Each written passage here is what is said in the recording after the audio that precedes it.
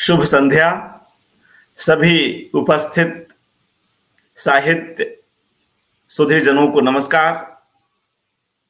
मित्रों, यह सचमुच कितने हर्ष की बात है कि रमेश चंद्र शाह जी पर केंद्रित इन कार्यक्रम श्रृंखलाओं को आप यूं पसंद कर रहे हैं।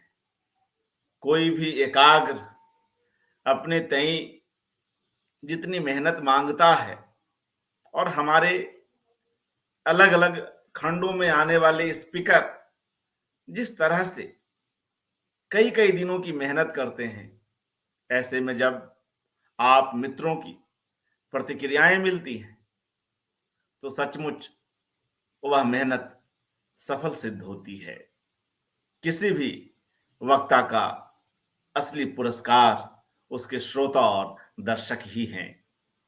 इस एकाग्र में भी आप लोग जिस तरह से शाह जी को लेकर और उन पर आने वाले वक्ताओं को लेकर अपनी रुचि दिखा रहे हैं, वह अपने आप में अद्भुत है, अतुलनीय है। आप सभी के इस स्नेह के लिए हार्दिक आभार।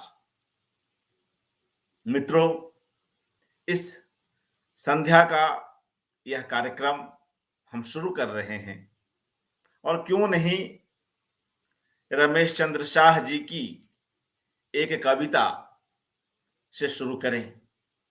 वह कविता है घमासान। सचमुच के वादे, सचमुच के इरादे, मचा हुआ सचमुच ही सचमुच का घमासान। सचमुच के वादे, सचमुच के इरादे, मचा हुआ सचमुच ही सचमुच का घमासान। क्या होगा, क्या होगा सच का जो मचता नहीं है। क्या होगा सच का जो मचता नहीं है। क्या होगा सच का जो बचता नहीं है। सच, सच जो फिलहाल न मकान है न मचान। सच जो फिलहाल सिर्फ घमासान, घमासान। क्या होगा सच का जो बचता नहीं है। बचने वाले को क्या होगा सच का जो रचता है खुद रचने वाले को। क्या होगा सच का जो रचता है खुद रचने वाले को। यह एक बेहद बहुस्तरीयता ली हुई कविता रमेश चंद्र शाह जी की। और आज हम जिस वक्ता को बुला रहे हैं वे स्वयं शाह जी की ही तरह कई विधाओं में लिखते हैं, गद्य पद्य की कई विधाओं में। ये दोनों मित्र भी हैं और एक दूसरे के अनुरागी पाठक भी। ऐसे में आप मेरा संकेत समझ गए होंगे। रमेश चंद्र शाह जी पर एकाग्र की इस तीसरी कड़ी में मैं आदरणीय प्रयाग शुक्ल जी को आज आमंत्रित कर रहा हूं। कुछ ही देर में वे हमारे साथ इस स्क्रीन पर उपस्थित होंगे। ये दोनों मित्र भी हैं, रचनाकार तो हैं ही, और रचनाकारों की मित्रता कितनी प्यारी होती है।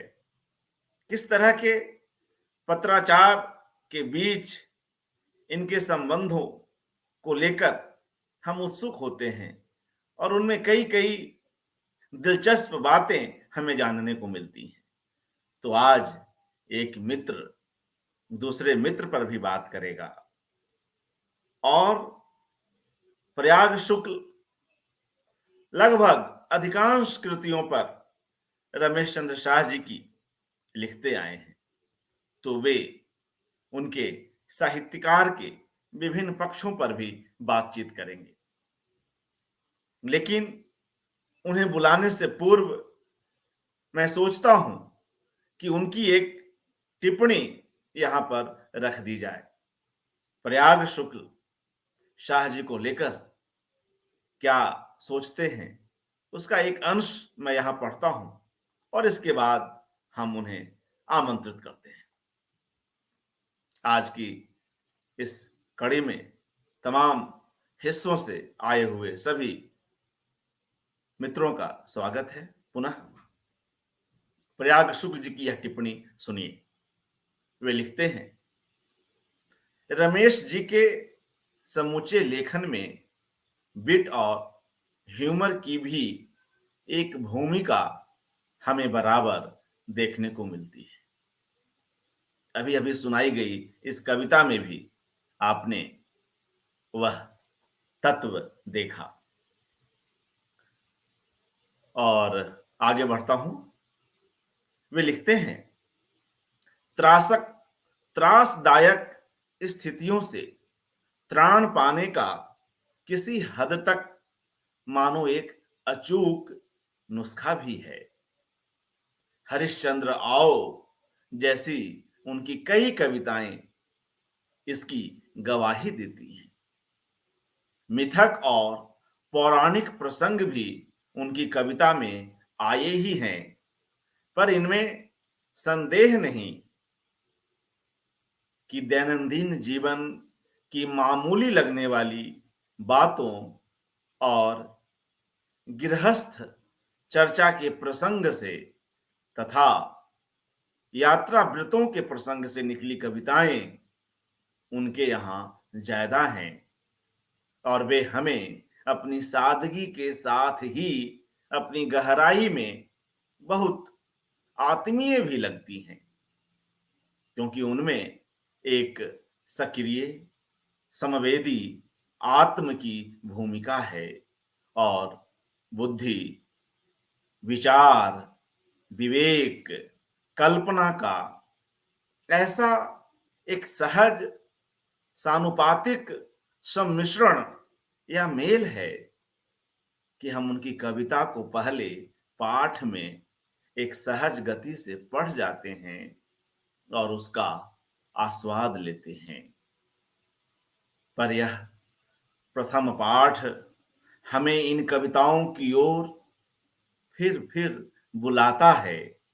यह बुलाहट मन को भाती है और कई कविताओं की छंदमयता इनका एक अतिरिक्त आकर्षण बन जाती है। पाठ और वाचन दोनों का ही सुख मानो उनकी कविताओं में है। तो मित्रों, इन पंक्तियों के लेखक को अभी हम स्क्रीन पर बुलाते हैं और उनका हार्दिक स्वागत करते हैं। बहुत बहुत आपका प्रयाग शुक्ल जी। और मित्रों, आज की इस कड़ी में मुख्यतः दो हिस्से होंगे। एक में संस्मरणात्मक हिस्सा होगा जिसमें प्रयाग शुक्ल जी शाह जी से जुड़े अपने संस्मरणों को हमसे साझा करेंगे और दूसरे हिस्से में उनकी रचनाओं पर बात होगी। तो शुरुआत संस्मरणों से ही की जाए और प्रयाग जी की एक टिप्पणी अभी आप लोगों ने सुनी ही, अब हम स्वयं उन्हें सुनते हैं। स्वागत है प्रयाग शुक्ल। नमस्कार अर्पण जी। तो अब बताइए क्या हो, कुछ आप कहेंगे फिर मैं बोलूंगा कि मैं बोलना शुरू करूं और क्या नहीं, कहाँ से शुरू करूं? आप जिस तरह से संस्मरणों को सिलसिलेवार रूप में रखते हैं वह बहुत ही प्यारा होता है। उसे सुनना हर बार सुखद होता है। तो क्यों नहीं बिल्कुल शुरुआत से चलें ताकि हमारे साथियों को भी सुविधा होगी। दो लेखकों, दो रचनाकारों की इस सर्जनात्मक दोस्ती को जानने समझने में क्रमवार चलते हैं। धन्यवाद अर्पण जी। पहली बात तो मैं आपको बहुत बधाई दूं कि आप लगातार अलग-अलग श्रृंखलाओं में हमारे रचनाकारों को इस तरह से याद कर और करवा रहे हैं।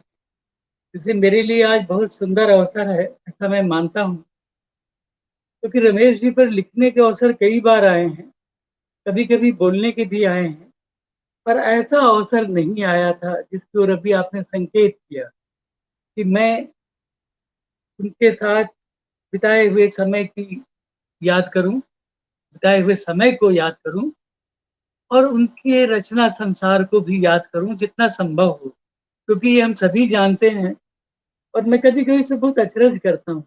आज भी रमेश जी के बारे में जब सोच रहा था तो लगा कि इतना विपुल काम-काज अचंभे में डालता है।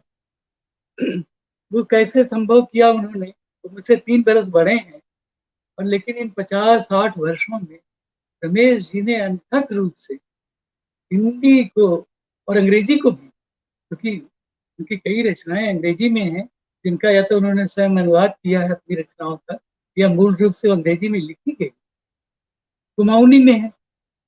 तो जो हम जानते हैं उनकी भाषा, मातृभाषा तो कुमाऊनी ही है और उसमें भी उन्होंने लिखा है, किताब भी है। तो ये जो कामकाज उनका है, इतना विपुल कामकाज, और जिसमें मैं ये दावा कर सकता हूँ कि हाँ, मैंने 80-90% तो पढ़ा होगा, क्योंकि मैं रमेश जी से बराबर प्रेम से कई बार कई प्रसंगों में कहता हूँ और वो भी थोड़ा चकित भी हुए हैं कई बार कि आपने अमुक जगह ये लिखा है, अमुक रचना ये है। तो वो बहुत है, उस पर भी आऊँगा।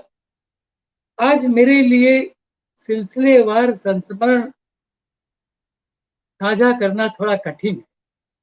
उसका कारण ये है कि आज मैं सोच रहा था कि रमेश जी ने ना मुझे मित्र बनाया, ना मैंने उनको मित्र बनाया, जिसको मित्र बनाने की प्रक्रिया होती है ना। मैं बराबर सोचता हूँ कि रमेश जी हमारे उन मित्रों में हैं, जो हमको दिए गए। वो कौन-सी सत्ता है हम नहीं जानते। जैसे हमको वाह! ये सृष्टि ये हमको जैसे सृष्टि मिली है, वैसे वो मुझे मिले। तो वैसा लगता ही नहीं कि हम कब मिले थे, कहाँ मिले थे। लगता था हम बराबर शुरू से ऐसे ही साथ, वो चलता आ रहा है। और ये सोचकर मुझे बड़ी खुशी हो रही है आज कि मैं ये बात कह रहा हूँ और सचमुच ऐसा ही है मेरे साथ।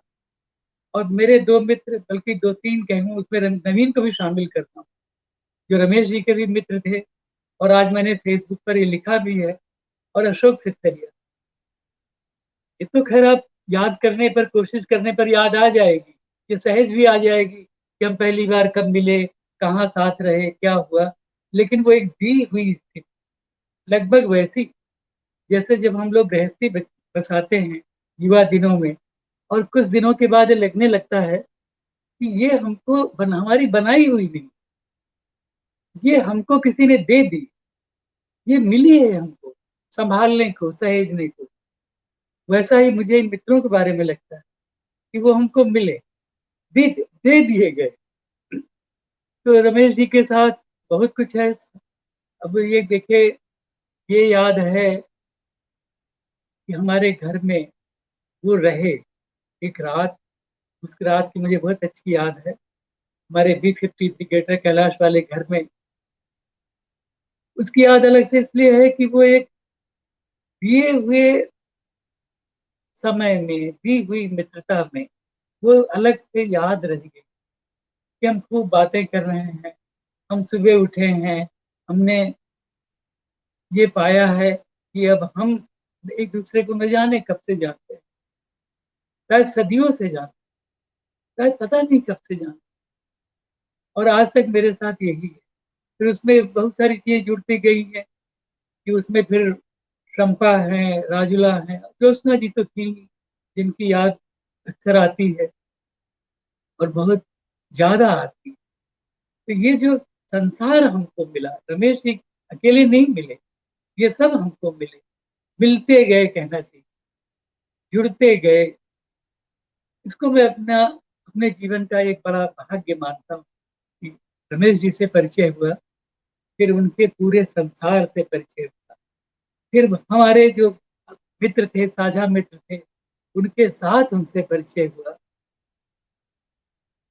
हमने साथ यात्राएं की। एक बार की अच्छी याद है, और रमेश जी को भी होगी, क्योंकि उसमें हमने बहुत आनंद उठाया था। देहरादून में विरासत का कार्यक्रम था और हम दोनों को उसमें बुलाया गया। तो ये तय हुआ कि रमेश जी दिल्ली आ जाएंगे और फिर हम गाड़ी करके, ट्रेन से नहीं, गाड़ी से जाएंगे। देहरादून का जितना भी रास्ता आप जानते हो, 5-6 घंटे का, 7 घंटे का, आराम से चलते हुए। एक तो यात्रा याद आती, और अभी जिसकी चर्चा आपने भी की, विट और ह्यूमर की, वो गजब है रमेश का। उसकी ओर जरा लोगों को कम ध्यान जाता है। सभी लोग उनके बारे में एक ये मानते हैं कि वो बहुत गुरु गंभीर व्यक्ति हैं, जो वो हैं। और कब इस पर फिर से मुझे अचरज होता है कि एक व्यक्ति के, एक आत्म के इतने रूप हो सकते हैं। ये सब पूछे तो किसी एक व्यक्तित्व के बारे में, व्यक्तित्व के बारे में, व्यक्ति के बारे में बहुत गहरा भरोसा जगाने वाली बात है कि एक में इतना कुछ समाहित हो सकता है। अब देखिए, उनका साहित्य अनुराग है, उनका साहित्य अनुराग है, वो इतना गहरा है, इतना उन्होंने पढ़ा है। पढ़ाई रमेश जी वो गजब की। आप हिंदी में कहीं से भी बात शुरू करो, वो भक्तिकाल की हो, वो प्रसाद निराला की हो, पर उन्होंने इतनी सुंदर किताब ही लिखी है, छायावाद की प्रासंगिकता। वो उसके बाद के समय की हो, गे हो, रघुवीर के रघुवीर सहाय हो, देवनारायण शाही हो, कुंवर नारायण जी हो, आप नाम लेते चले जाओ।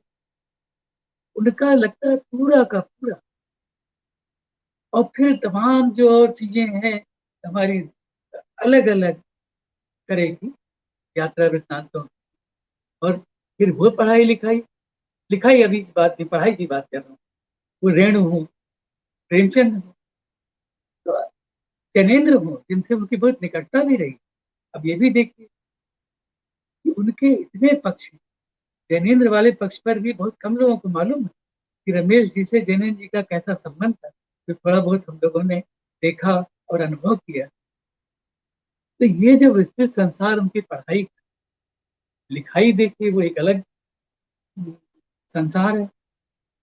मतलब इतने उपन्यास, गोबर गणेश का उपन्यास, विनायक और विभूति बाबू आप कहीं नहीं रहते, और नाम लेते आप चले जाए। और कितनी कहानियां, उनकी कहानियां मुझे बहुत प्रिय है। उस पर समय रहा, संभव हुआ तो अलग से बात करूंगा। कितनी कविताएं, आलोचना। मेरा ये मानना है कि रमेश जी ने और कुछ न किया होता। उनके जो 2 मोनोग्राफ, प्रसाद और अज्ञे, साहित्य अकेडमी से जो आए, खाली वो 2 मोनोग्राफ उन्होंने लिखे, तो वो एक बड़ा काम माना जाता, माना जाना चाहिए समय में। वो भी देखिए कहाँ आसान है। जब तक आपने उनको पूरी तरह न पढ़ा, बहुत अच्छे से न पढ़ा, तो आप ऐसी चीज नहीं लिख सकते। क्योंकि ये भी देखिए, साहित्य अकादमी से बहुत से मोनोग्राफ हैं, तुलना में नहीं करता, सबका अपना ढंग, अपना ढंग है लिखने का। और उसमें ये नहीं कि अमुक ज्यादा अच्छा हो, ये कम अच्छा। लेकिन जब हम अलग से उसको देखते, मैं चकित हो जाता हूँ। और कई सभाओं में मैंने ये बात कही, पगले से तो उनका संबंध ही रहा। फिर उनके अनुवाद हैं विश्व कविता से, फिर उनके यात्रा वृत्तांत है, फिर उनकी वो चीजें हैं जो, जिनका मैं गवाह इस मामले में हूँ कि जब मैं रंग प्रसंग का संपादक बना, तो रमेश जी की याद आई कि रमेश जी से लिखवाना है। और ये था कि मेरे आग्रह को वो टालते भी नहीं रहे। इतनी तरह की, इतनी सुंदर चीजें रमेश जी ने उसमें लिखी कि मैं आपको क्या बताऊं। अब वो लंदन गए, तो मैंने कहा रमेश जी शेक्सपियर पर तो कुछ लिखना ही, अब रंग प्रसंग में हूँ। तो ग्लोब थिएटर तो याद करता चला यार। और सच्चाई ये है कि देखिए, अभी जिन चीजों की मैं याद कर रहा हूँ, मुझे अचरज नहीं होगा अगर हमारे बहुत से युवा पाठ युवा लेखकों को उनका भान न हो, उसके लिए मैं उनको दोष नहीं देता, क्योंकि हमारी भाषा है ही ऐसी। हिंदी इतनी बड़ी भाषा है, उसमें इतना कुछ है कि सब जान लें और जल्दी से जान लें, संभव नहीं। दूसरा उसमें ये देखिए, ये कहने का फिर मन होता है कि लेकिन जिन्होंने इसको साधा, इनमें से रमेश जी एक, और सहज ही साधा, साहित्य व्यसनी होने के नाते साधा, साहित्य अनुरागी होने के नाते साधा, साहित्य के ऐसे पाठक होने के नाते साधा जिसको साहित्य कई कई रूपों में मिलता रहा। अब देखिए अल्मोड़ा की अपने पिता की दुकान के बारे में कितने मर्म भरे ढंग से उन्होंने लिखा, जहां उनको लिखते हैं कि साहित्य तो मुझे वो जो कतरने होती हैं, अखबार के फटे पन्ने होते हैं, लिफाफे होते हैं, कि जिसको बंगला में ठोंगा भी कहते हैं, हम लोग ठोंगा कहते हैं, और हिंदी में मतलब आप लिफाफा मान लीजिए, जिससे अब वो जरा कम दिखते हैं, जो अखबार से बनाए जाते थे और जिनमें कोई सामग्री रख करके किसी दुकान में, जैसे कि इन लोगों की दुकान थी, मान लीजिए बहुत तरह की चीजें मिलती, परचून की, तो उसमें आपको बांध कर लपेट कर या उसमें दी जाती। अब उसको भी रमेश जी पढ़ जाते थे। तो जिस जो ऐसा साहित्य व्यसनी हो, ये हिंदी का भाग्य मैं मानता हूँ कि उसको उन जैसा व्यक्ति मिला, और जिसका पूरा लाभ हिंदी को इस रूप में मिला कि फिर जो उनकी आलोचना और समीक्षा आई, वो भी आप देखिए तो क्या थी, उसका एक अपना अलग रूप है। फिर उनका दूसरा न कहें, चौथा, पांचवा, छठवां, सातवां, जो भी इस क्रम में बने, कि अब कृष्णमूर्ति, उनके पत्र, रमण महर्षि, गांधी, गांधी तो है ही रमेश जी के साथ, हर समय गांधी, वो उनसे जैसे छूटते ही नहीं। जब वो शायद गांधी प्रसंग नहीं भी आ रहा होता, तो मैं उनको उन लेखकों में मानता हूँ जो गांधी उनमें मौजूद, जैसे कि हमारे मित्र अशोक सिसरिया में थे।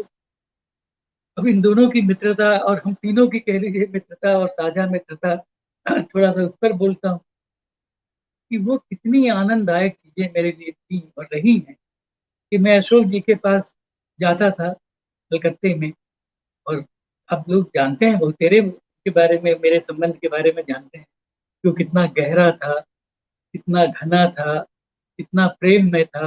वो भी मुझसे बड़े थे, तो मुझसे रमेश जी से भी अधिक बड़े थे, 6-7 साल बड़े थे, लेकिन हमारी ऐसी गहरी मित्रता थी कि क्या बताऊं आपको। फिर दूसरी तरफ मैं चला जाऊंगा अभी रमेश जी पर, उनके प्रसंग से आता हूँ। तो जाते ही होता था कि या तो रमेश जी की कोई चिट्ठी मुझे सुनाते थे कि अरे देखो रमेश जी ने लिखा है, या उनको कोई किताब दिखाते कि तुमने पढ़ी कि रमेश जी की किताब आई है। फिर हमारी चर्चा शुरू हो जाती थी रमेश जी को लेकर। रमेश जी ने पत्र बहुत लिखे, मैं इस पर आज वाकई रोज से अधिक अचरज कर रहा हूँ कि जिस व्यक्ति को मैंने इतने आत्मीय ढंग से जाना, और जिनकी इन बातों को मैं याद कर रहा हूँ, वो सैकड़ों में है। कुछ तो मेरे पास भी बचे रह गए हैं, सब तो बचे नहीं। हम लोग छोटी, आपको कई बार अर्पण जी को बता चुका हूँ कि वो बड़े शहरों में 2 कमरों के फ्लैट में एक परिवार के साथ आप रहते हैं। अब जैसे कई बार मुझे अचरज होता है, हनुमान की एक प्रति मेरे पास, तो इतनी जगह ही नहीं होती, पर कुछ चीजें ऐसी होती थी कि हम उनको सहेज लेते थे। जैसे मान लिया रमेश जी के पत्र हैं, अशोक से खरिया के पत्र हैं, वो कुछ बचे रह गए हैं मेरे पास। तो वो एक दुनिया खुल जाती थी रमेश जी की। हम लोग कितनी बार ऐसा हुआ होगा कि हम अशोक जी के यहाँ गया हूँ, और रात को हम बातें करने बैठे हैं, और रमेश जी की किसी किताब पर चर्चा करते हुए घंटा आध घंटा बीत गया है, या आधी रात बीत गई है। तो ये ऐसा क्यों हुआ? ऐसा इसलिए तो हुआ ही कि हमारा संबंध इतना घना रहा, इतना गहरा प्रेममय रहा, और जिसमें ये भाव रहा, मेरे मन में तो बहुत रहा कि रमेश जी से मिलते ही ये लगता था कि अब फिर कुछ मिल जाने वाला।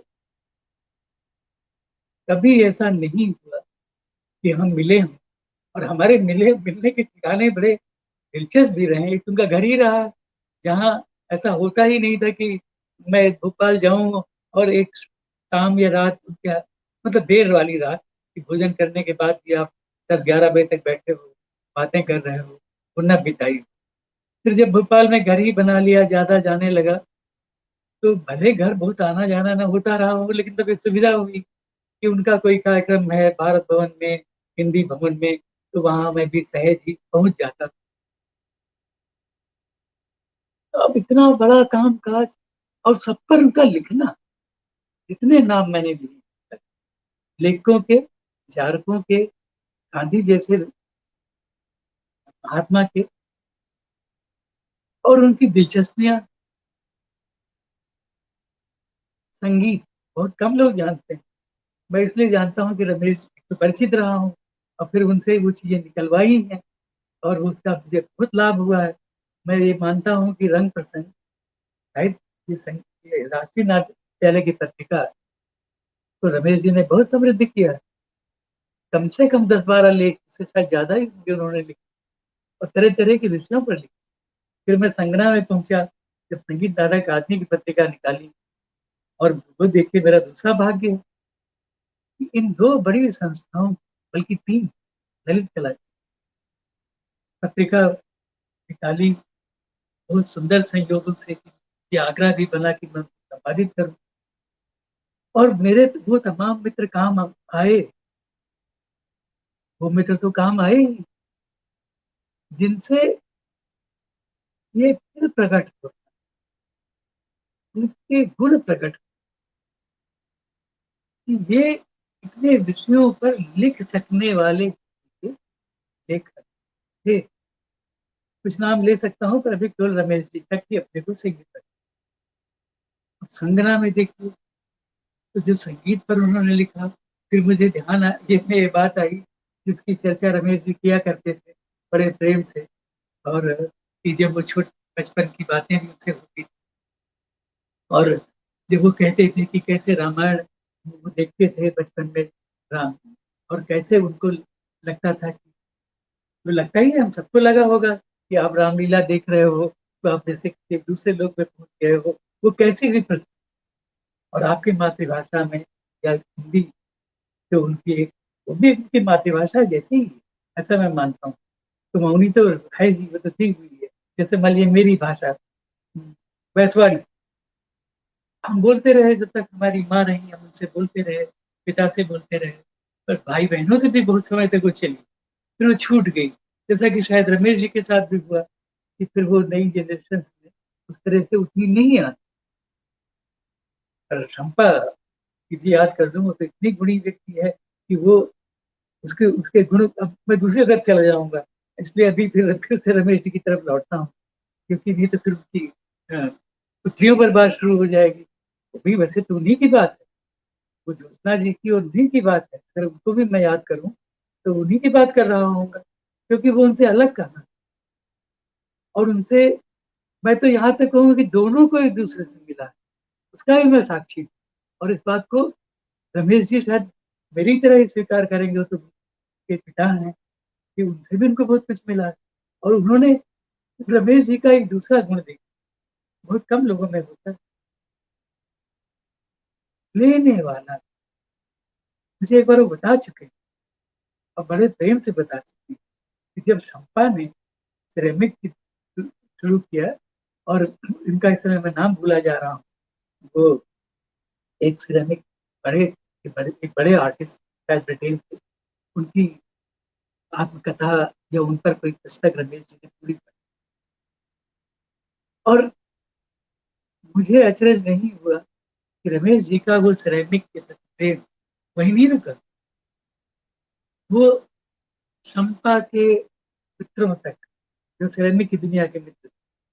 अभी मैं आर्ट फेयर में गया तो देखा दरोज का वहाँ बड़ा स्टॉल है, चंपा वहां मिल गई। अच्छा, मैं कुछ जानबूझ कर ये बातें करूंगा, क्योंकि इसलिए करूंगा कि हिंदी की दुनिया में मैं अपने लिए कह सकता हूँ कि जो हमारे लिए संभव हुआ कई कारणों से, वो सबके लिए शायद संभव नहीं है कि आप इसको ये पक्ष भी जान लें।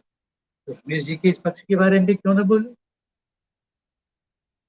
जब मैंने कला और कविता नामक पुस्तक संपादित, हिंदी में कला संबंधी कविताओं, हिंदी के कवियों ने जो कला संबंधी कविताएं लिखी हों, तो क्या मिला मुझे? एक सिरेमिक शिल्प को देखकर रमेश जी की लिखी कविता। राजुला के प्रसंग से भी उनके साथ ये हुआ ही है, और ज्यादा हुआ होगा, जिसकी ये पूरी जानकारी नहीं है, थोड़ी सी है। कि वो मान लीजिए फिल्म इंस्टीट्यूट में गई, तो रमेश जी का हो सकता है कि उतना इंटरेस्ट पहले शायद ना रहा हो जितना थिएटर में और बाकी घटनाओं में रहा, मैं पढ़ा। तो अपने को जो समृद्ध करने का भाव वो किसी ओर से आ रहा, वो भी उनका एक बड़ा गुण है। क्योंकि इसके बिना भी रमेश जी रमेश जी न होते। रमेश जी क्या हैं ये आप जानते हो। मैं तो खाली उसमें आज बड़े प्रेम से उनके इन सारे पक्षों की याद कर रहा हूँ, क्योंकि उससे मुझे भी बहुत कुछ मिला। मैं अपने जीवन के बारे में जब सोचता हूँ, तो यही तो सोचता हूँ ना कि मुझे ये दिए हुए मित्र, फिर से उसको दोहराता हूँ, मिले हुए नहीं, बनाए हुए नहीं। सृष्टि में जैसे हमको पेड़ पौधे मिलते हैं, मैं तिरंजना नहीं कर रहा, जैसे हमको बहुत सारी चीजें मिलती, वैसे ये दिए हुए मुझे, लो तुम्हारे हैं, अशोक सक्सेना तुम्हारे हैं, रमेश चंद्र शाह तुम्हारे हैं, ये नवीन सागर तुम्हारे हैं। इतनी बड़ी बात है मेरे जीवन की, जिन चीजों के बारे में मान लीजिए मैं नहीं जानता था, ये कम जानता था, वो प्रसंगों में निकल ही आती। तो हमारे जो ठिकानों की बात कर रहा था, तो एक उनमें से एक ठिकाना तो रमेश जी का घर ही है। दूसरा ठिकाना मतलब मान लीजिए कि क्योंकि हमारी यहाँ भेंट होती रही है, साथ कई आयोजनों में साथ रहे हैं, तो भारत भवन है, वो हिंदी भवन है। दिल्ली में मेरे घर में भी, जिससे मैंने बताया, वो आए ही हैं, रहे भी हैं। तो एक बार आईआईसी का एक हरियाला, उसका हम लोगों ने नाम दिया, हम दोनों ने हरियाला, हरियाली कोना या हरियाला कोना, हम दोनों वहां बैठते थे, खाते पीते थे। और रमेश जी के दिल्ली आते ही ये लगता था कि अब 2-4 दिन मेरे बड़े अच्छे बीतने वाले हैं। तो उस हरियाली कोने में हम बैठेंगे। अभी भी देखिए वहां जाता हूँ, कोविड वाले पीरियड में तो नहीं गया, कभी कभी जाने लगा हूँ, और हर बार उस कोने में बैठते ही रमेश जी की याद में मेरे साथ का आती कि अरे रमेश जी होते तो और कितना आनंद। ऐसा हमारा संबंध रहा कि वो जगह, और जब जब वहां हम बैठे उस हरियाली कोने में, तो वो और वहां एक जैसे बड़ी हरियाली छा गई। क्योंकि किस दिन किस प्रसंग में क्या शुरू हो जाएगा, मैं उनको क्या बताने लगूंगा, वो मुझे क्या बताने लगेंगे। फिर वो देखिए एक दूसरा हरियाली कोने से जुड़ा हुआ प्रसंग आईआईसी का। तो गर्मी की छुट्टियों में रमेश जी अब तो शायद अपना जाहिर है कि नहीं निकल पाते, या हर बार वो गर्मियों में अब पहले की तरह अल्मोड़ा नहीं जा पाते। पर मुझे निर्माण के दिनों से याद, जिनमें निर्माण में ही उनकी ये समीक्षाएं किताबों की मैंने लिखी, हरिश्चंद्र राव और छायावाद, उनकी प्रासंगिकता पर, और भी कई चीज। तो उन दिनों से मुझे रमेश जी गर्मियों में आएंगे, रमेश जी ज्योत्सना जी दोनों, और वो जब जा रहे होंगे अल्मोड़ा, या कई बार ये भी होता था कि जाते समय नहीं मिल पाए, वो लिखते भी थे, चिट्ठी में पहले ही लिख देते थे कि इस बार की व्यवस्था कुछ ऐसी है ट्रेन वगैरह की, कि वहां जाते समय हम नहीं रुक पाएंगे, हम लौटते समय। तो वो अलग मेरे लिए एक चीज थी गर्मी के दिनों की, कि गर्मियों में रमेश जी और ज्योत्सना जी से भेंट हो। तो अब क्या बताऊं, आप समझ गए होंगे कि कितनी असंख्य यादें हैं, कितने संस्मरण है। नहीं, मैं क्या छोड़ू, बस आनंद चलता हुआ है। जो आनंद है उसको रखना चाहता हूँ कि ये जो बोध है इन लोगों के साथ होने का, वो बहुत बड़ा है। फिर एक ठिकाना हमारा भोपाल में वो भी बना था, उसकी भी याद कर लेता हूँ। रमेश दवे जी का घर जो उनके इलाके में ही है, कई बार कई शामें हमारी वहां भी, और वहां एक बार की मुझे याद है, तो कुछ ये कभी भूलती नहीं है। मेरे साथ तो ये है कि स्मृति आती है तो वो दृश्य के साथ आती है, कि मैं हूँ, रमेश दवे जी हैं, कुछ और मित्र हैं, रमेश, और रमेश जी तो हैं ही। और पता नहीं किस प्रसंग में चंपा हम लोगों को शिव पार्वती की कोई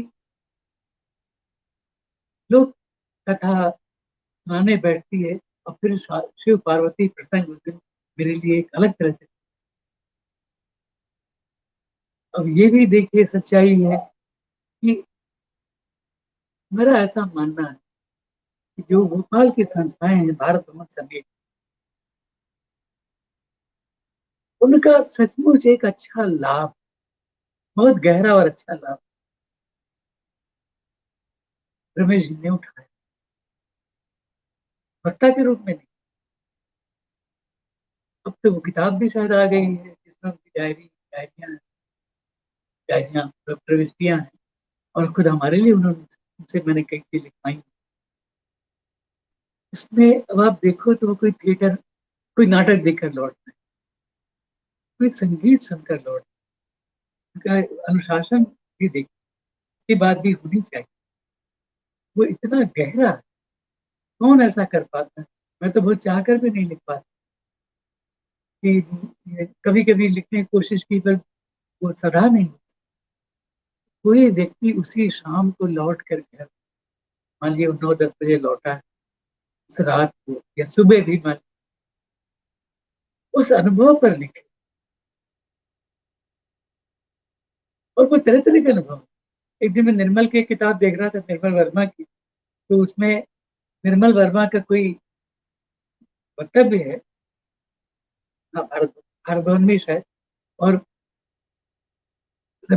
बारी बारी से उसका सवाल जवाब का मौका आता, तो रमेश जी उनसे आरोग्य निकेतन को लेकर सवाल करते, आरोग्य निकेतन के बारे में आप क्या क्या सोचते हैं? अब देखिए तो आरोग्य निकेतन,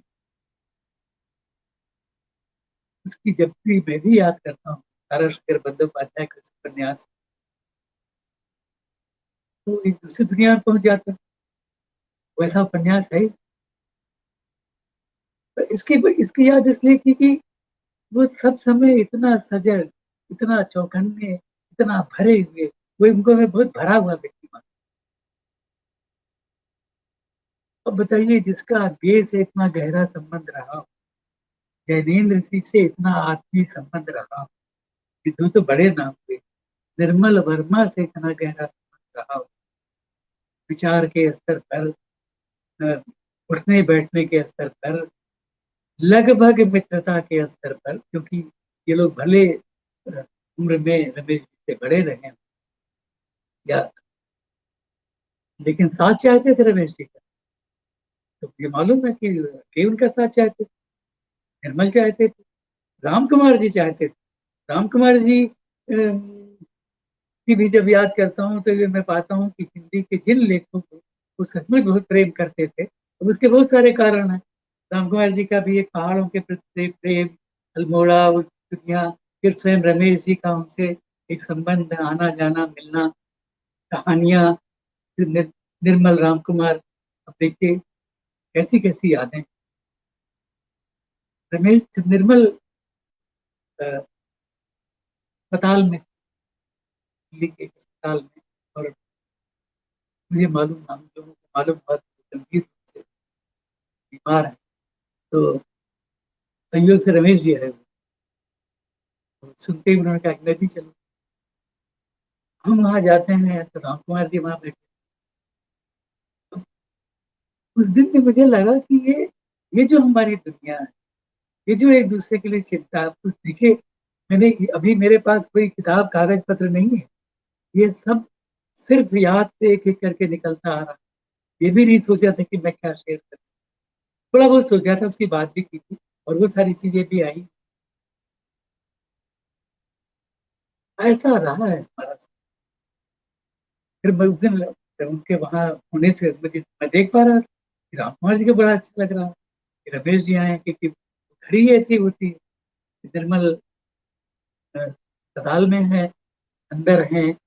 फिर मैं पूछता हूँ, शायद रमेश जी की मुझे याद नहीं कि वो गए थे कि नहीं, मैं क्योंकि उन जो डॉक्टर उनका इलाज कर रहे थे उनको मैं जानता था, तो मैंने झांका तो उन्होंने कहा नहीं नहीं आप आ जाओ, तो मैं थोड़ी देर के लिए निर्मल से मिला। उसके बाद भी निर्मल घर लौटे थे, लेकिन वो एक दौर था जब उनको काफी दिनों तक अस्पताल में रहना। तो अब देखिए, ये जो हमारा परिवार है, जिसमें जो जो सेंस ऑफ बिलोंगिंग हम दोनों की बनी, रमेश जी की तो बहुत गहरी है, अशोक जी की भी थी, अशोक सिसरिया की, मेरी भी है। मैं ऐसा मानता हूँ कि एक माध्यम आपने चुना, वो साहित्य का है, कला का है, कलाओं का है। तो अगर आपने ये माना ये मेरी दुनिया है, वो तो वैसे ही जाहिर हो जाता है कि आप उस दुनिया में हो, कुछ कर रहे हो। पर मैं उसी का हूँ, और इस बोध के साथ हूँ कि उसने भी मुझे चुना, क्योंकि उस बोध के कारण ही फिर आप में डर, संकोच, एक ये भाव कि हम नहीं जानते, हमको अभी बहुत कुछ जानना है, ये सब क्यों पैदा होता है? तो उस बोध के कारण ही पैदा होता है, जो माध्यम भी शायद मुझे पहचानता है और वही मुझे दुनिया में ले आया है। मुझे अक्सर लगता है, और ये भी लगता है कि इस सेंस ऑफ बिलोंगिंग के कारण ही तो ये हमको ये सब कुछ होता गया, कभी चिंता नहीं कि हम अकेले हैं। देखिए रमेश जी से हमारा जो आज का इन दिनों का संबंध, उसकी याद कर लेता हूँ। कोई किताब आती है तो वो मुझे भेजते हैं, फिर वो लगभग बेचैन होकर पूछते हैं, वो आपने देख ली, वो पढ़ ली, फिर मैं टिप्पणी करता हूँ। जैसे कभी कविता संग्रह आया तो, और कभी कभी ये भी होता है कि वो इतने बेचैन हो जाते हैं, जैसे कि मैं भी हो जाता हूँ, कि रमेश जी को कुछ भी लिखता हूँ, कुछ आयोजन भी होते हैं, उनकी सूचना भी उनको देता हूँ, वो भी देते। तो ये जुड़े रहने का जो भाव है, शुरू में शायद वो इतना नहीं बरत रहे थे, मुझे बड़ी खुशी होती है कि वो व्हाट्सएप का इस्तेमाल करते हैं, और हमारा एक संवाद व्हाट्सएप पर भी चलता है, तो एक लाइन होकर, और उनसे जुड़ा तो वो इस अर्थ में हूँ कि वो कभी हम अलग हैं ऐसा बोध ही नहीं होता। हालांकि अब देखिए मिले हुए कितने दिन हो गए, अब फिर इसमें वो तमाम लोग आ जाएंगे, हिंदी की दुनिया की, बंगला के, भारतीय भाषाओं के, जैसे देखिए शंकर घोष जी, वो भी उनके प्रशंसक बने, और कहते हैं, मेरे लिए कहते हैं, इसको सुनकर खुशी होती है कि आपने शंकर घोष जी के अनुवाद किए, और उसके बहाने हमको वो ज्यादा जानने को मिले। तो वो भारतीय भाषाओं में हो, विश्व का साहित्य हो, अशोक सिसरिया से भी उनका संबंध यही कि भाई आपने नया पुराना जो पढ़ा, उसको आप बांटना चाहते हो, जानना चाहते हो ना कि दूसरे ने क्या, फिर दूसरे को क्या मिला, दूसरे आपके मित्र को जो वैसी दिलचस्पी रखता है लिखने पढ़ने, तो वो तौरसाय हो, दोस्तोयेवस्की हो, चेखव, वो तुर्गेनेव हो, हमने कब नहीं देखा कि जी ने से हम बात कर रहे हैं और बात ना हो गई। वॉल्ट विटमैन, एक बार मैंने रमेश जी से कहा, जो सच्चाई थी, कि मेरे अपने भोपाल वाले घर में, क्योंकि वॉल्ट विटमैन मेरे बहुत प्रिय हैं, उनके अनुवाद भी किए हैं, हाल में कुछ किए हैं, कोविड वाले दिनों में, लॉकडाउन अभी वो आए नहीं, ये नहीं है, तो शायद प्रकाशित होंगे, लेकिन बहुत आनंद आता रहा है। तो माफ करिएगा, जो बीच बीच जब फोन आ जाते हैं उनको बंद करना पड़ता है। तो अब मैं थोड़ी देर रुकता हूँ अर्पण जी की, कुछ आप कहें फिर मैं आगे बढ़ूँ, क्योंकि बड़ा आनंद आ रहा आज मुझे ये सब याद करते हुए, फिर से उसको अपने पास लाते हुए। बिल्कुल बिल्कुल। और आपके साथ हम लोग भी आनंदित हो रहे हैं, क्योंकि ये स्मृतियां हमारी धरोहर हैं, और ये कुछ ऐसे कोष की तरह हैं जिन्हें लुटाने वाला भी धन्य होता है और जिन्हें हम लोग लूटने वाले भी धन्य होते हैं। मैं अभी एक दो बात करता हूं, तब तक थोड़ा आप इसको स्टेबल भी कर लें। आपकी तस्वीर भी धुंधली हो गई है, तो अगर या तो अच्छा, दोबारा से आ जाएं। जी, हाँ, अभी मैं ठीक कुछ है। करता हूँ। नहीं, अब ठीक है। ठीक है अभी? प्रयाग जी, अब ठीक है। जी जी, ठीक हो गई। अभी आपने बात की बांग्ला के प्रसिद्ध लेखक ताराशंकर बंदोपाध्याय जी की और उनके उपन्यास आरोग्य निकेतन की। तो इस संदर्भ में एक बात यहां पर रखी जा सकती है, जिसकी ओर आपने इशारा भी किया। एक पुस्तक है निर्मल वर्मा जी की, साहित्य का आत्म सत्य। जी, मेरे पास है वो, और संयोग से अभी मेरे पास रखी हुई है। अरे वाह वाह! देखिए, तो इसी में से मैं एक अंश पढ़ता हूं प्रयाग जी, आपकी अनुमति से। जी, इसमें से एक अंश पढ़ता हूं जो इस उपन्यास को लेकर रमेश चंद्र शाह जी निर्मल वर्मा से सवाल करते हैं। और उससे पहले के प्रश्न में वे शेखर एक जीवनी और अपने अपने अजनबी उपन्यासों की चर्चा करते हैं जी, और जी, उसको अभी यहां पर छोड़ रहे हैं। चूंकि आरोग्य निकेतन की बात हुई तो कई मित्रों को इसको लेकर कुछ उत्सुकता भी हुई होगी, इसलिए भी मैं उस अंश को यहां पर रख रहा हूं। तो कैसे रमेश चंद्र जी इस उपन्यास के बाबत निर्मल जी से सवाल करते हैं और निर्मल वर्मा क्या इसका उत्तर देते हैं, वह सुनते हैं मित्रों।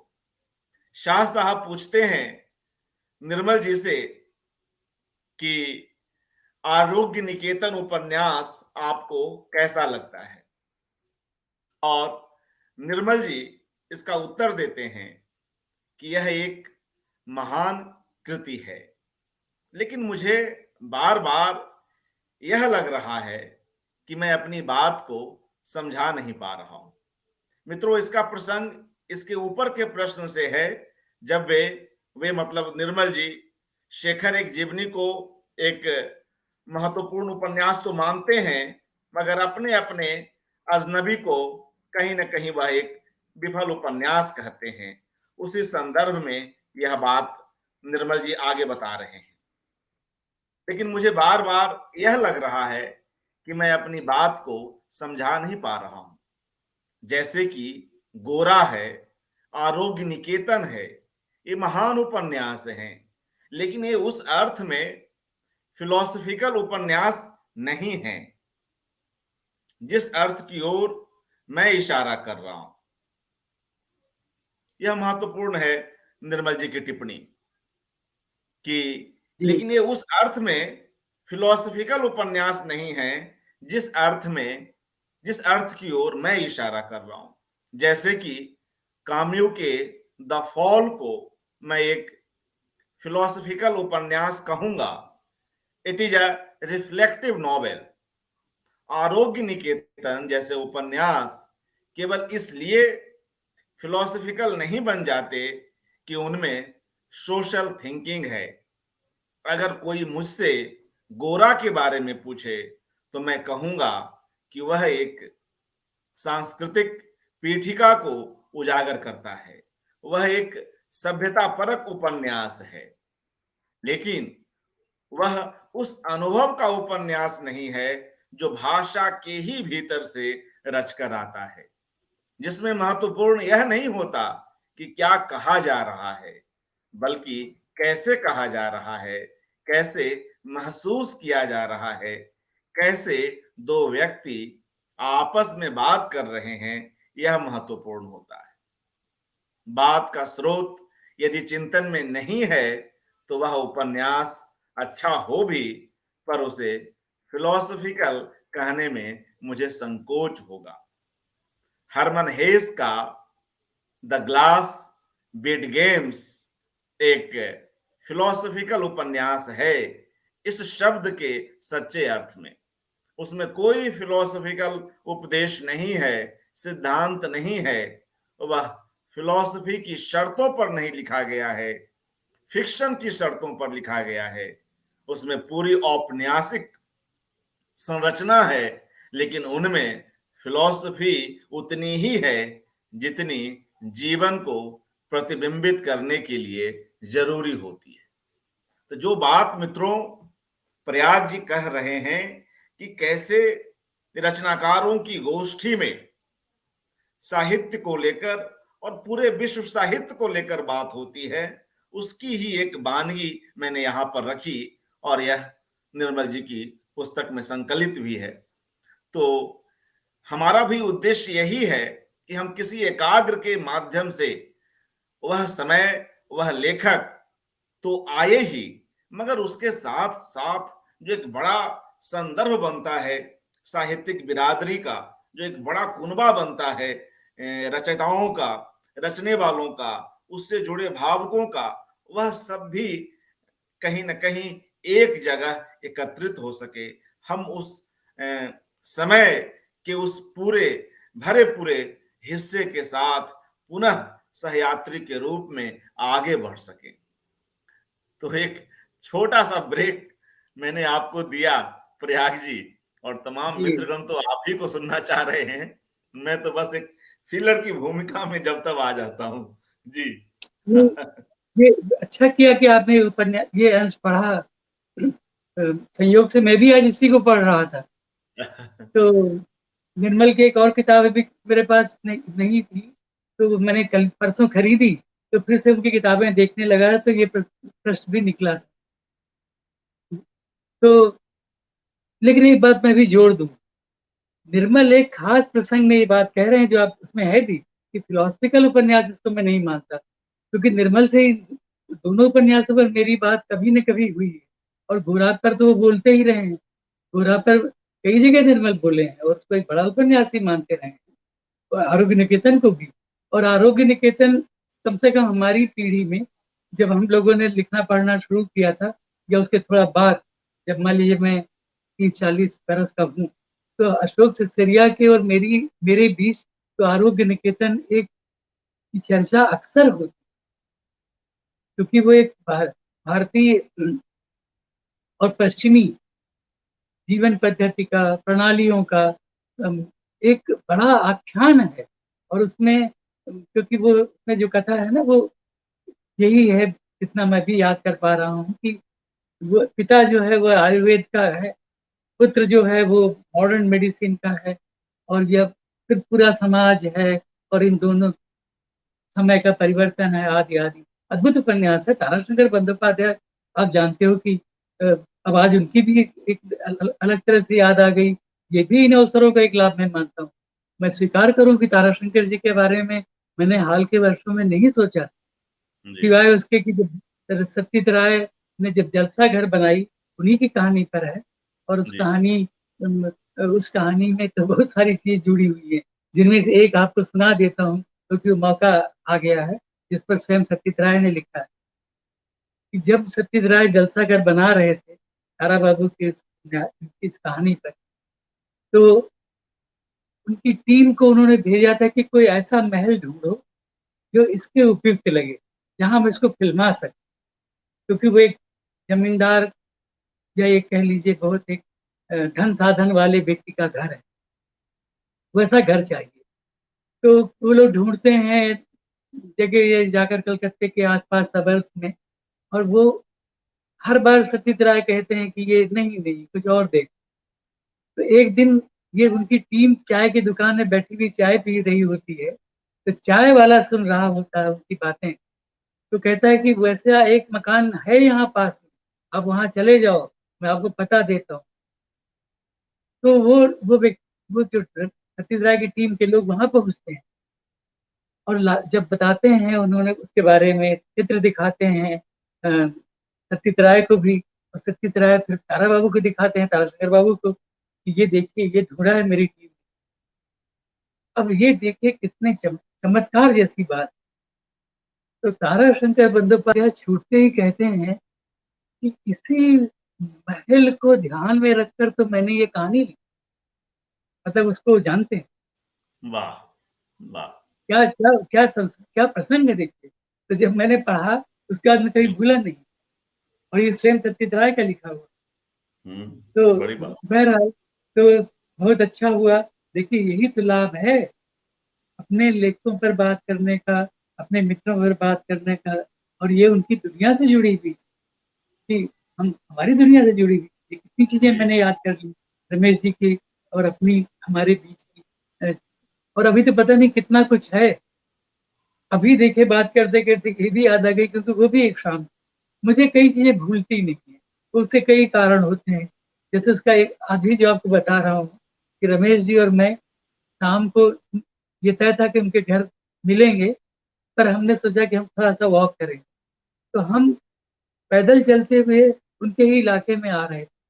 तो पता नहीं मैंने बच्चन जी पर कुछ बात, अब उसके डिटेल्स में भूल गया हूँ, लेकिन मुझे हैरानी नहीं हुई कि बच्चन जी की कविताओं से रमेश जी ने क्या क्या निकाला, और कहाँ कहाँ उनको उनको लगा कि वो मुझसे ये शेयर कर कि जो मैं सोच रहा हूँ वो क्या है, जो वो सोच रहे हैं वो क्या है। हमारे बीच में ऐसा बहुत कुछ। प्रसाद देखिए, प्रसाद का एक प्रेमी मैं भी, प्रसाद की चीजें कई मुझे भी कंठस्थ हैं। तो कभी कभी रमेश जी को भी सुना दी होंगी, जैसे मित्रों को सुनाने बैठ जाता हूँ कि भाई ये प्रसाद के नाटकों वाले कई गीत मुझे याद, मैं उनको याद याद करना सुनाना मुझे अच्छा लगता है। तो प्रसाद प्रसाद पर हमारी बहुत चर्चा भी हुई है रमेश जी से, उन पर तो हर बार हुई है। फिर अब देखिए एक दूसरा एक प्रसंग खुल जाएगा, और बड़ा अच्छा हुआ कि इसकी याद आ गई। अब रमेश जी का जो संबंध श्रीपत राय से बना, मतलब अब देखिए वो गजब है कि प्रेमचंद के बड़े बेटे की कैसी कैसी, उसको मैं मित्रता भी कह सकता हूँ, उसको मैं एक बड़ा गहरा संबंध भी कह सकता हूँ बना। कहानी में रमेश चंद्र शाह जी की कहानियां श्रीपद राय जी ने छापनी शुरू। फिर अगर मैं भूलता नहीं हूँ तो उनका जो समानांतर नाम तो की उनकी किताब है, कविताओं और कहानियों की जो आलोचना की पुस्तक, वो उन्होंने छापी, और बहुत प्रेम करने लगे थे। और श्रीपद जी से मेरा भी उतना संबंध था। तो अब ये इसकी याद आनी तो स्वाभाविक ही थी, बहुत अच्छा हुआ कि याद आ गई। और मैं अब सोचने लगा हूँ कि पता नहीं अभी और कितना कुछ होगा, कितनी जरूरी चीजें होंगी, कितने मित्र होंगे, कितने प्रसंग होंगे। जैसे अगर आज मैं श्रीपद जी को नहीं याद करता, तो बाद में मुझे रात को अगर ये बात याद आती तो मुझे बड़ा अफसोस होता, क्योंकि वो रमेश जी के जीवन का भी एक बहुत कम जानते हैं उसके बारे में, कि वो एक बड़ा गहरे संबंध का, बहुत प्रेम वाले संबंध का, दोनों को का एक दूसरे के प्रति रिगार्ड का संबंध, और वो कई साल चला है, श्रीपद जी के रहते हुए चला है। उनका मिलना जुलना, उनका पत्र व्यवहार, उनका एक प्रकाशक होना, संपादक होना, रमेश जी की चीजें छापना, आदि आदि। तो अब वो एक ऐसा व्यक्तित्व है रमेश जी। अब आप समझ गए होंगे जो बात मैं कह रहा था कि मुझे कितना लाभ हुआ है। अब रविंद्रनाथ की बात करनी हो, गांधी की बात करनी हो, तारा शंकर बंदोपाध्याय की बात करनी हो, वो किसी भारतीय भाषा या किसी बड़े लेखक की बात करनी हो, किसी युवा लेखक की बात करनी, तो हम किससे करें? हम अशोक सुसीरिया से करते थे, हम रमेश जी से करते रहे, और आपस में सब उसको जांचते परखते रहे। जैसे अब ये भी याद आ गई कि वैसे भी अवसर आए हैं कि कहीं रमेश जी और मैं हैं, और किसी पुरस्कार का निर्णय करना, तो भी हम लोगों ने पाया है कि इतने गहरे सोच विचार से मैंने तो उस पर बात करते थे। तो एक तो उनका ये जो गुण है, किसी चीज को बिना जांचे पर, बिना उसमें उतरे, अब जैसे मैं अपने बारे में मानता हूँ कि बोध के सहारे भी कई बार कोई निर्णय ले लेता हूँ, बोध के सहारे चल पड़ता हूँ, पर उनका जो गहरा अनुशासन, वो एकेडमिक से बढ़कर है। उस पर मैं अचरज ही कर सकता हूँ कि किताबें तो हम लोगों ने ही बनाई, पर हिंदी के कई लोगों की हैं, लोगों ने जीवनियां भी लिखी हैं, मैंने भी लिखा। पर फिर से लौटता हूँ कि वो दो मोनोग्राफ मेरे लिए बहुत बड़ा चैलेंज। एक बार अगर मैं भूलता नहीं तो विनय धारवड़कर से किसी प्रसंग में, प्रसाद के प्रसंग में या गे के प्रसंग में बात हुई, तो मैंने उनसे कहा कि बस ये मोनोग्राफ आप देख लीजिए, आपको सारे उत्तर जहां तक मैं समझता हूँ मिल जाए, ये काफी। मैं सच में ऐसा मानता। और फिर अब देखिए कि वो उनका वो पक्ष और फिर उसमें उतरने वाला पक्ष, क्योंकि उसका साक्षी रहा हूँ, मुझसे भी पूछते ही थे, एक मित्र के नाते भी, एक लिखने पढ़ने वाले व्यक्ति के नाते भी। जब उन्होंने गे की पत्रकारिता वाली पुस्तक लिखी तो दिनमान प्रसंग उसमें आना ही। फिर आप देखिए उनका साहित्य अनुराग के संबंधी, जब मैंने बद्री विशाल जी को प्रणति देने के लिए पुस्तक निकाली तो रमेश जी याद आए। तो मैंने कहा रमेश जी, भले आपका बद्री विशाल जी से वैसा संबंध न रहा हो मिलने जुलने का, लेकिन कल्पना से तो रहा है। इतना सुंदर लंबा निबंध बद्री विशाल वाली पुस्तक में है वो, और उसके लिए विशेष रूप से लिखा। अब एक दूसरा प्रसंग याद आ गया है, वो उतना ही गहरा और बड़ा है।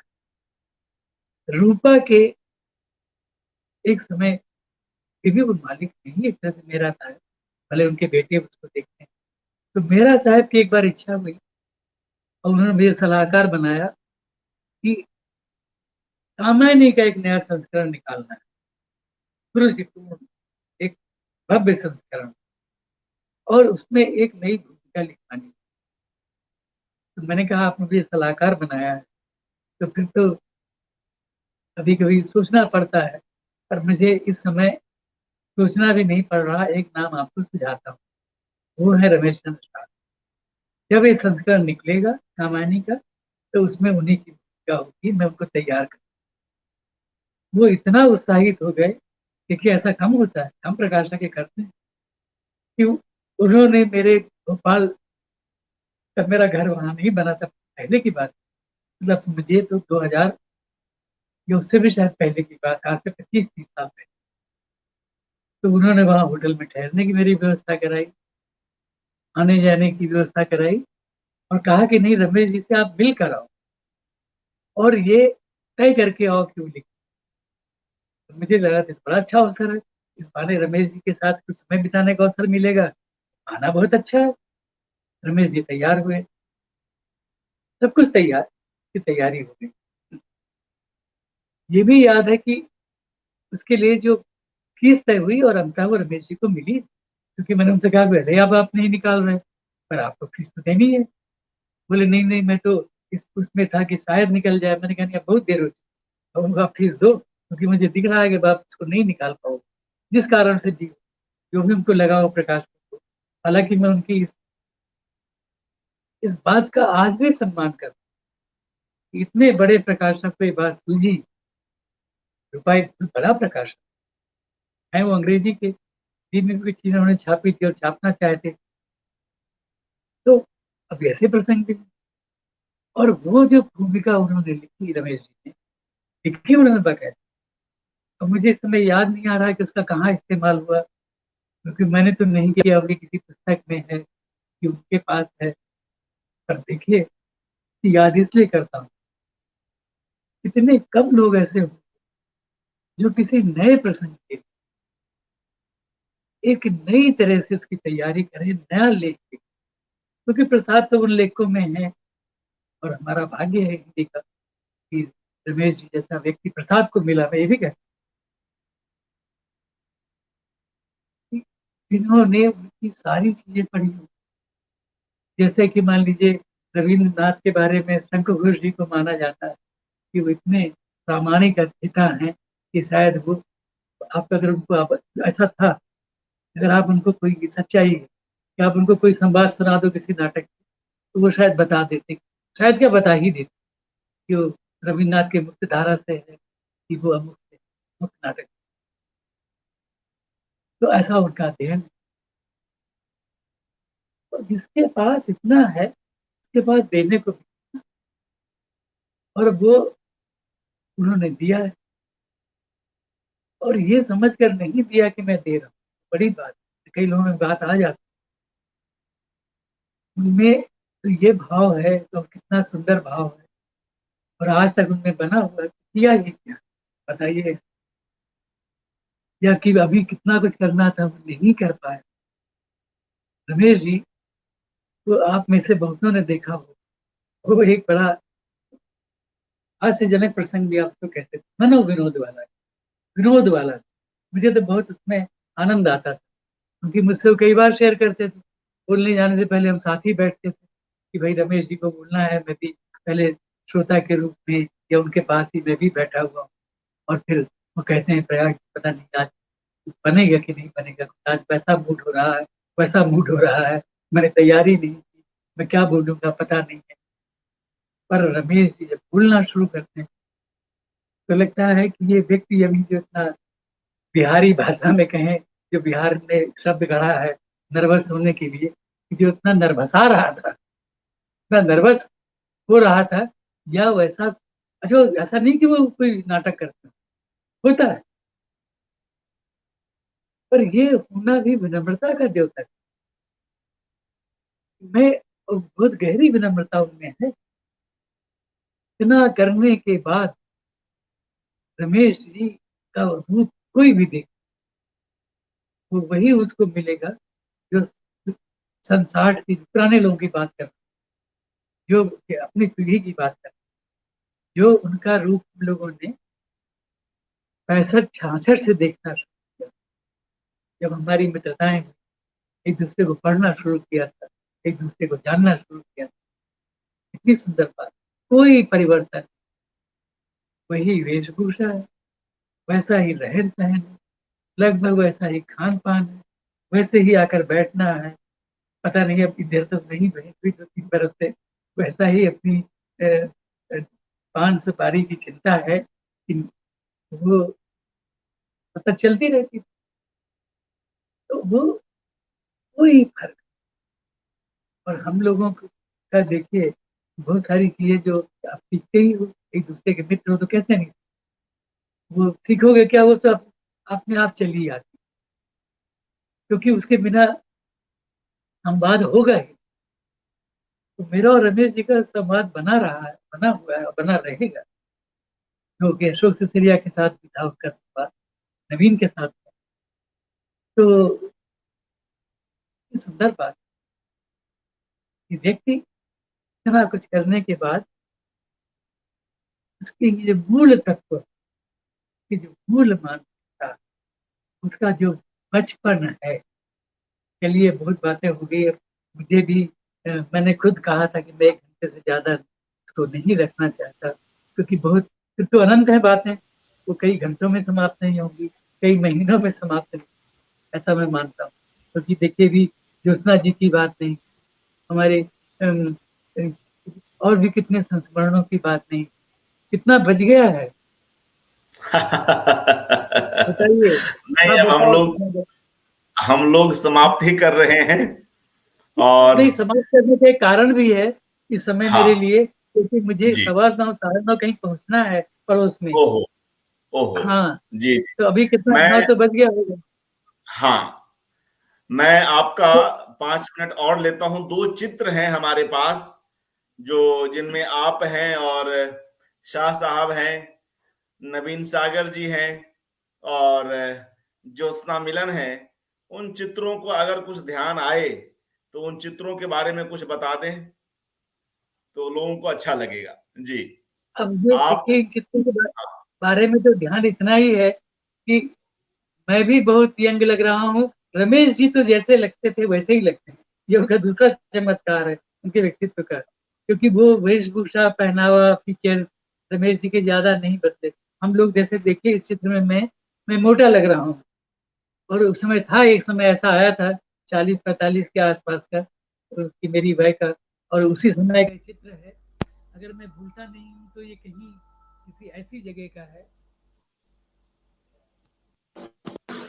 जी, जब हम कहीं बैठे हुए हैं, सर्दियों के दिन है तो कपड़े ही बता रहे हैं और भोपाल का ही है, और ज्योत्सना जी का और रमेश जी का मेरा जो चित्र है उसे देखकर तो बहुत अच्छा लग रहा है आज, क्योंकि मेरे पास नहीं, वो ऐसा अभी वो अभी चीजें वो मेरे पास लगा नहीं। रहा हूँ। वह चित्र यह है, वह चित्र यह है जिसमें ज्योत्सना मिलन जी, आप और शाह साहब।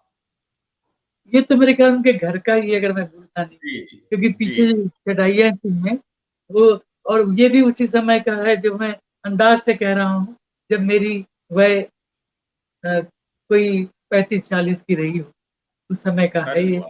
अब देखिए, तो ये चित्र भी गवाही दे रहे हैं कि अ, हमारा संबंध कब से चला आ रहा है। बहरहाल अब मैं एक कविता पढ़ूंगा रमेश जी जी की, और वो, क्योंकि उस प्रसंग की बात नहीं हो पाई आज, फिर कभी होगी।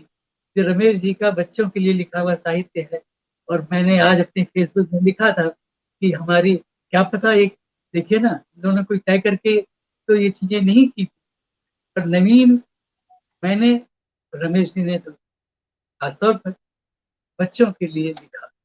ये कविता है गोलू के मामा।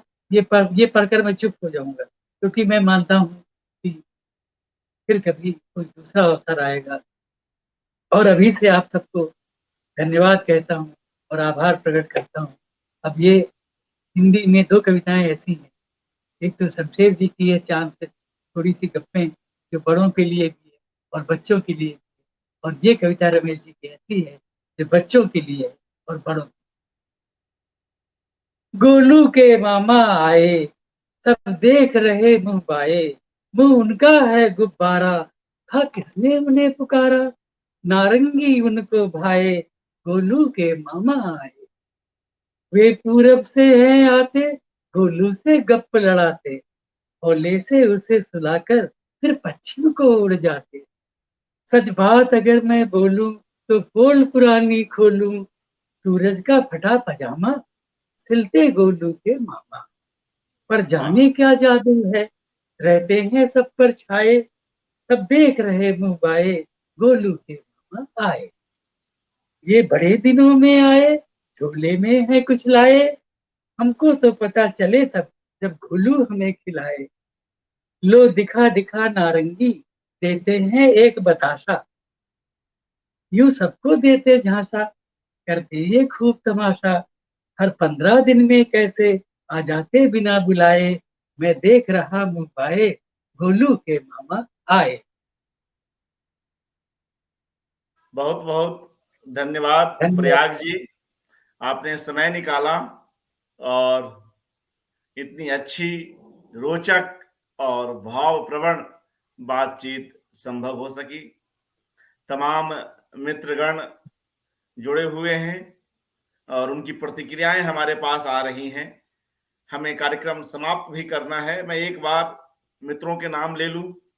बाल कीर्ति कुमारी, सरोज मिश्रा, पूनम अरोड़ा, संजीव बख्शी जी, और कुछ एक नाम अरुण शीतांश जी, जयश्री पुरवार जी, शर्मिला बोहरा जालान, और उर्मिला शिरीष, धनंजय सिंह, कमल नयन जी, और कुछ एक नाम ममता कालिया जी लगातार देख रही हैं इस कार्यक्रम को, राजेंद्र शर्मा जी, विजया सती, धनंजय सिंह, मंजुला चतुर्वेदी जी, महेंद्र रंगा, और कुछ एक नाम ले लूं, स्मृति शुक्ल जी, जी, निर्मला बड़ी सिंह, खुशी हो रही है जी। जी कहें जी। नहीं, मैं कह रहा कि बड़ी खुशी हो रही है कि ये लोग जुड़े हमसे आज, क्योंकि इनमें से प्राय सभी को जानता हूँ। जी जी, निर्मला सिंह, उदय भानु पांडे जी, राम कुमार तिवारी जी, और कुछ एक नाम ले लूं, किरण कुमार मोदक जी, शंपा शाह जी, रंजना अरगड़े जी, और कुछ एक नाम राजेश जी, राजेश गनोदवाले जी, सतीश नूतन, चंद्रेश्वर, बलवंत कौर जी, डॉक्टर गरिमा, सुधा अरोड़ा जी। मित्रों कुछ एक नाम और ले लूं मैं जी। सुधा अरोड़ा जी और बलराम गुमास्ता जी अपने को एस्टेब्लिश कर लेता ले हूँ हैं। क्योंकि बार बार एक फोन आ रहा है मेरे। हाँ जी जी, नहीं नहीं, मैं आपका विदा बहुत लेना बहुत चाहता हूँ क्योंकि एक बार बार फोन आ रहा है। जी जी जहां मुझे जी जाना था उनका फोन बार बार आ रहा है। अच्छा, तो मैं भी विदा लेता हूँ जी जी, आपका। शुक्रिया आप शुक्रिया जारी रखें। प्रयाग जी, हाँ। बहुत बहुत जी धन्यवाद आप हमसे जुड़े। जी कुछ एक मित्रों के जी। नाम ले लूं और इसके बाद हम लोग इस कार्यक्रम को समाप्त करेंगे। सुधा अरोड़ा जी, बलराम गुमास्ता जी, सुरेंद्र कुमार मिश्र जी, मंजुला चतुर्वेदी जी, पारुल पुखराज जी, योगेंद्र, अंशुमति, मनोज कुलकर्णी, श्रद्धा अग्रवाल, मधुमति, चेतन, औदिच्य और अमिता जैन, रजनी रानी और तमाम मित्रगण। और जाते जाते मित्रों, एक बेहद महत्वपूर्ण कविता और जिसमें अहम को लेकर, व्यक्ति के अहम को लेकर रमेश चंद्र शाह जी कैसे अपनी इस कविता में बात रखते हैं, बहुत ही चुपके से, बहुत ही धीमे से सुनिए। बहुत ही प्यारी कविता। पहाड़ी झील प्रकृति है, प्रकृति का वैराट्य है, प्रकृति के बीच अकिंचन महसूस करता मनुष्य है। और मनुष्य जब प्रकृति के बीच कहीं ना कहीं एक बिल्कुल सूक्ष्म इकाई की तरह होता है, वहीं पर उसका अहम आवश्यक हो जाता है कि वह उससे विलगित हो। और जो वह एक सूक्ष्म इकाई है, व्यक्ति इस भरे पूरे और अनंत ब्रह्मांड का एक बिल्कुल एक अंश से भी कई कई कमतर उसका एक वजूद है।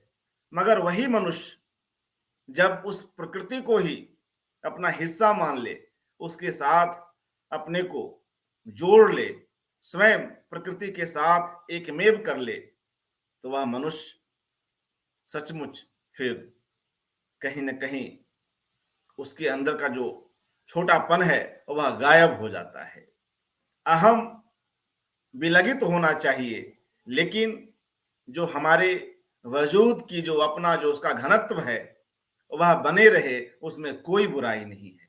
ऐसे कई भाव, ऐसे कई संकेत हमें इस कविता में मिलते हैं। हालांकि कविता पढ़ते हुए कवि बिल्कुल अनुपस्थित होकर पूरी बात रखता है।